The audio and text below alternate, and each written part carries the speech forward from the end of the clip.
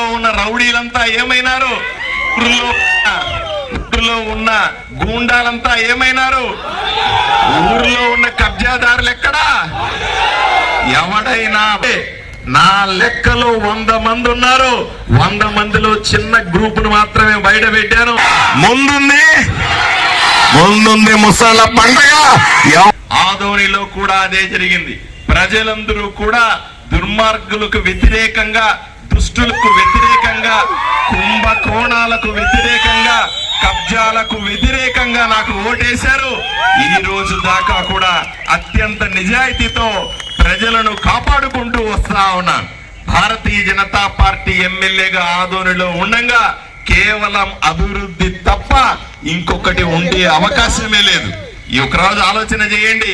ఈయన చాలా మంది అడుగుతారు, 8 నెలల్లో ఏం జరిగింది అని అంటున్నారు. 8 నెలల్లో ఊరు ప్రశాంతంగా ఉందా లేదా అని మిమ్మల్ని సూటిగా ప్రశ్నిస్తా ఉన్నారు. ఊర్లో ఉన్న రౌడీలంతా ఏమైనారు? ఊర్లో ఉన్న గూండాలంతా ఏమైనారు? ఊర్లో ఉన్న కబ్జాదారులు ఎక్కడా? ఎవడైనా తేడా చేస్తే, ఎవడైనా గూండాగిరి చేస్తే తోలు తీస్తానని ఎమ్మెల్యేగా చెప్పింది ఈ రోజు నిజమైంది. ఈ రోజు నిజం చేసి చూపిస్తా ఉన్నాం. ఒక్క అభివృద్ధి తప్ప ఆదోనికి, అత్యంత వెనుకబడిన ఆదోనికి ఇంకొకటి లేనే లేదని చెప్తా ఉన్నాను. 100కు 100%. మీరందరూ చూశారు. గత అసెంబ్లీలో మనం 11 రోజుల అసెంబ్లీ జరిగితే 11 రోజులు కూడా ఆదోని అంశాలను ఎక్కడ మాట్లాడినానా లేదా? ఆదోని బ్రాండ్ తయారైందా లేదా? మీరు ఇప్పుడు ఛాలెంజ్ చేసి చెప్తా ఉన్నా. అసెంబ్లీకి వెళ్ళండి, ముఖ్యమంత్రి గారి దగ్గరికి వెళ్ళండి, మంత్రుల గారి దగ్గరకండి, కమిషనర్ల దగ్గరకండి, ఎవరి దగ్గరికి వెళ్ళి అడిగినా ఆదోని అంటే పార్థసారథి అని చెప్తారు. పార్థసారథి ఇన్ని పేపర్లు ఇచ్చిపోయినాడని చెబుతాడు. ఆదోనికి సాయం చేస్తామని చెప్తారు. ఇది నిజమా కాదా అని మిమ్మల్ని సూటిగా ప్రశ్నిస్తా ఉన్నా. రెండవది, మరీ ముఖ్యంగా చెప్తా ఉన్నా, ఈ రోజు ప్రజల సమక్షంలో కూడా చాలా స్పష్టంగా చెప్తా ఉన్నా, ఆదోనిని అవినీతి లేనటువంటి ఊరుగా మార్చి తీరుస్తా. మళ్ళీ చెప్తా ఉన్నా, ఆంధ్రప్రదేశ్ లోని 175 నియోజకవర్గాల్లో ఏదైనా నియోజకవర్గంలో అవినీతి లేనిది ఉందంటే అది ఒక్క ఆదోని మాత్రమే అని మీకు చెప్తా ఉన్నా. మీరు సబ్ ఆఫీస్కి వెళ్ళండి, ఇంకో ఆఫీస్కి వెళ్ళండి, మున్సిపల్ ఆఫీస్కి వెళ్ళండి, ఇంకొక చోటికి వెళ్ళండి. ఎవరైనా సరే మీ దగ్గర లంచం అడిగితే, ఎవరైనా సరే వాళ్ళు పని చేయడానికి డబ్బులు అడిగితే నాకు చెప్పండి. ఊరిలో ఉండడానికి వీల్లేదని చెప్తా ఉన్నా. ప్రభుత్వ ఆఫీసులన్నీ కూడా ప్రజల కోసం మాత్రమే ఉన్నాయి. ప్రభుత్వ ఆఫీసుల్లో అంతా ప్రజలకు సరైన సేవలు అంది తీరాల్సిందే. అవినీతి లేని ఆదోనిని నిర్మించి తీరుతానని మీకందరికీ కూడా ప్రతిజ్ఞ చేస్తా ఉన్నా. ఎవరు భయపడాల్సిన అవసరం లేదు. ఇప్పుడు చూసింది కేవలం 8 నెలల ట్రైలర్ మాత్రమే. ఇంకా 4 సంవత్సరాల సమయం ఉంది. 4 సంవత్సరాల్లో అద్భుతాలు జరుగుతాయి. 4 సంవత్సరాల్లో ప్రజలు మరింత సంతోషంగా ఉంటారు. 4 సంవత్సరాల్లో ఊరు అభివృద్ధి చెందుతుంది. 4 సంవత్సరాల్లో అందరూ ఆదోని వైపున చూస్తారు. ఆదోని బ్రాండ్ బిల్డ్ అవుతుంది. ప్రతి ఒక్కరూ కూడా ఎవరెవరైతే నిన్నటి దాకా ఆదోని మంచి ఊరు కాదు, ఎక్కడన్నా పోయి బతుకుదాం, ఆదోనిలో పొలాలొద్దు ఎక్కడన్నా కొనుక్కుందాం, ఆదోనిలో ఆస్తులొద్దు కబ్జాలు అవుతాయి అనుకున్న వాళ్ళందరూ కూడా 5 ఏళ్ల సమయంలో ఆదోని మంచి ఊరంట, అక్కడికి పోయి ఉందాం, అక్కడ కాపురం పెడదాం, అక్కడే బతుకుదామనే దిశకి తీసుకొని వస్తానని మీ అందరికీ కూడా హామీ ఇస్తా ఉన్నా. ఎవరు భయపడాల్సిన అవసరం లేదు. చూస్తున్నారు, కుంభకోణాల మీద కుంభకోణాలని బయటకు తీస్తా ఉన్నాం. ఎవడు తప్పించుకోలేడు. మేము ఎప్పుడో చేశాం కదా, ఆధారాలు లేవు కదా. ఒకడు అంటాడు ఆధారాలు చూపించు అంటాడు. అదే చూపిస్తా ఉన్నా. మీతో పాటుగా అందరికీ సినిమా చూపిస్తా. ఏం మొహమాటమే లేదు. ఆలోచన చేసుకోండి. నా లెక్కలో 100 మంది ఉన్నారు. 100 మందిలో చిన్న గ్రూపును మాత్రమే బయట పెట్టాను. ఇంతటితో అయిపోదు. అక్రమాలు చేసిన 10 ఏళ్లుగా ఎవడెవడైతే ప్రజలను ఇబ్బంది పెట్టినాడో, 10 ఏళ్లుగా ఎవడెవడైతే ప్రజల ఆస్తుల్ని దోచుకున్నాడో, చివరికి ఎవడెవడి డబ్బులనైతే కొట్టేశాడో వాడిని వదిలేది లేదు. చట్టబద్ధంగా శిక్షిస్తామని మీ అందరికీ కూడా నేను సభాముఖంగా తెలియజేస్తా ఉన్నా. అనుకుంటారేమో పేపర్లు రాస్తే సరిపోతుందా?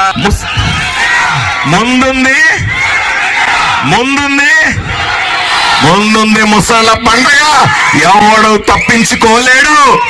ఆదోని అందరికంటే అన్ని ఊర్ల కంటే సురక్షితమైన ప్రాంతం. ఆదోని గడ్డ మీద ఉన్న నాకు, ఆదోని గడ్డ మీద బతుకుతున్న మీ అందరికీ, ఆదోని నీళ్లు తాగుతున్నందుకు, ఆదోని గడ్డ మీద గాలి పీల్చుకున్నందుకు కూడా జీవిత కాలం రుణపడి ఉంటానని మీకందరికీ కూడా హామీ ఇస్తా. ఎవడు ఆపలేదు. ఎవడికి అన్యాయం జరగదు. ఎవడికి అన్యాయం జరిగితే ప్రాణాలకు తెగించి నేను మొదట ఉంటా, తర్వాత ఎవడొస్తాడో చూసుకుంటా. ఎవడు భయపడద్దు.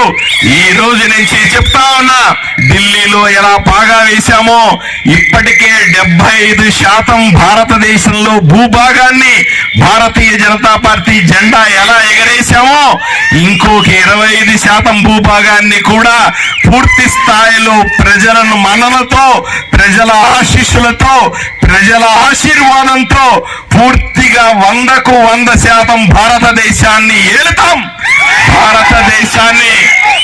భారతదేశాన్ని విశ్వగురుగా, ప్రపంచ పటంలో అతి గొప్ప దేశంగా చూడాలన్న మా కలలను నెరవేర్చుకుంటామని మీ అందరికీ హామీ ఇస్తూ, మీ ఆశీర్వాదం చాలా గొప్పది.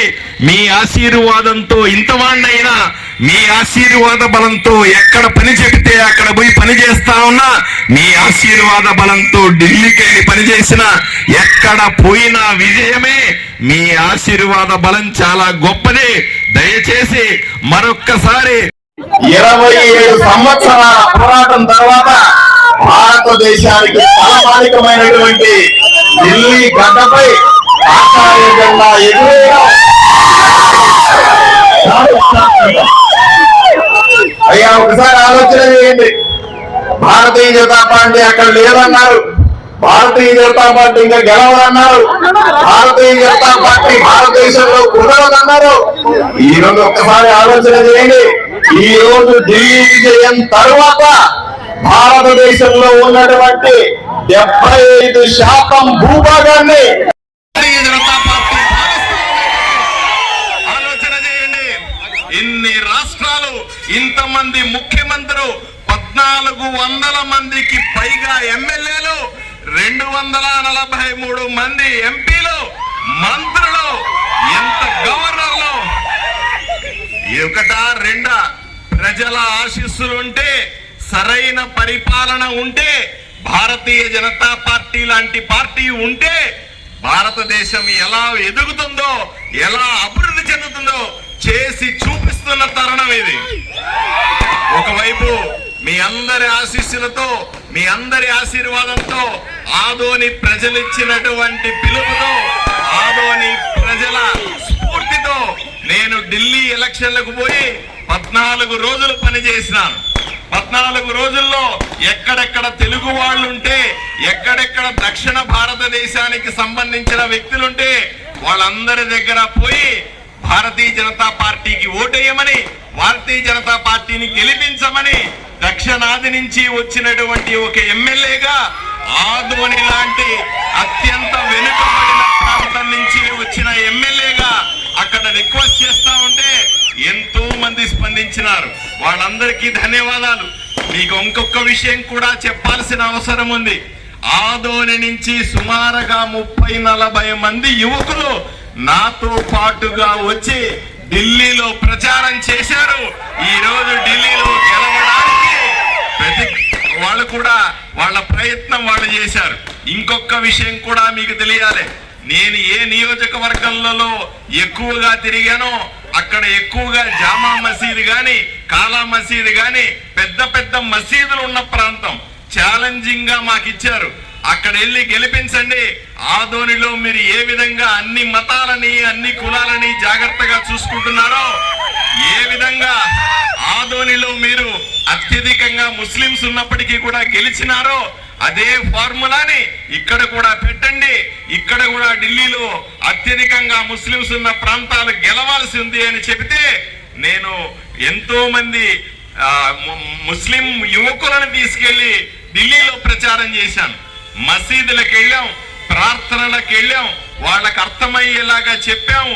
భారతీయ జనతా పార్టీ ఏ రోజు కూడా హిందువులతో ఉంటూనే ముస్లింస్ కు వ్యతిరేకం కాదు, క్రిస్టియన్లకు వ్యతిరేకం కాదు, అందరినీ అభివృద్ధి చేసే పార్టీ భారతదేశంలో ఏదైనా ఉందంటే, అందరి గురించి ఆలోచన చేసే పార్టీ ఏదైనా ఉందంటే అది భారతీయ జనతా పార్టీ అని నేను వాళ్లకు నచ్చజెప్పినాను. పెద్ద ఎత్తున మీరు ఈ రోజు ఢిల్లీ ఎన్నికలు చూడండి, ఎక్కడెక్కడైతే ముస్లింస్ అత్యధికంగా ఉన్న నియోజకవర్గాల్లో అన్నింటిలో భారతీయ జనతా పార్టీ అతి పెద్ద మెజారిటీతో గెలిచిందంటే ఈరోజు ఒక్కసారి అర్థం చేసుకోవాలి.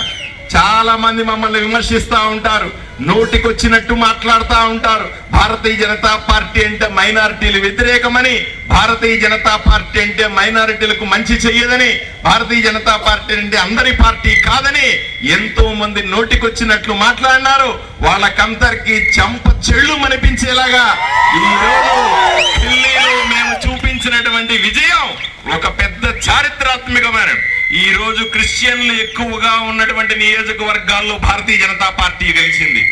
ఎక్కువగా ముస్లింస్ ఉన్న నియోజకవర్గాల్లో భారతీయ జనతా పార్టీ గెలిచింది. భారతీయ జనతా పార్టీ అందరి అభివృద్ధికి పనిచేస్తుంది తప్ప ఒక మతానికి ఒక కులానికి చెందిన పార్టీ కాదని మళ్ళీ ఢిల్లీ గడ్డగా నేర్పించాం. మీకందరికీ కూడా ఎవరెవరైతే ఆదోని నుంచి ఢిల్లీకి వచ్చి పనిచేశారో వాళ్ళందరికీ కూడా శిరస్సు వంచి నమస్కరిస్తా ఉన్నాను, ధన్యవాదాలు తెలుపుకుంటా ఉన్నా. ఈ రోజు అవినీతికి వ్యతిరేకంగా ఈరోజు మీరు ఆలోచన చేశారు. ఢిల్లీలో ఒకసారి ఆలోచన చేయండి. కేజ్రీవాల్ అనే వ్యక్తి నేను అవినీతి చెయ్యను, నిస్వార్థంగా బతుకుతాతని చెబితే ఆయనకు ప్రజలు ఓటేసినారు. ఓటేసి పెద్ద పెద్ద కుంభకోణాలు జరిగితే, పెద్ద పెద్ద దుర్మార్గమైన పనులు చేస్తూ ఉంటే ఓర్వలేక ఈ రోజు ఆయన్ని చిత్తుగా ఓడించారు. సాక్షాత్తు ఒక ముఖ్యమంత్రి స్థాయి వ్యక్తి కూడా ఎమ్మెల్యేగా గెలవలేని దుస్థితికి చేరుకున్నాడంటే ఎంత దారుణం ఒక్కసారి మీరు ఆలోచన చేసుకోవాల్సిన అవసరం ఉంది. ఇక తిరుగులేదు. భారతీయ జనతా పార్టీ ఆలోచన విధానానికి, భారతీయ జనతా పార్టీ పద్ధతులకి ఎక్కడా కూడా అడ్డు ఉండదని చెప్పుకో ఉంటాను.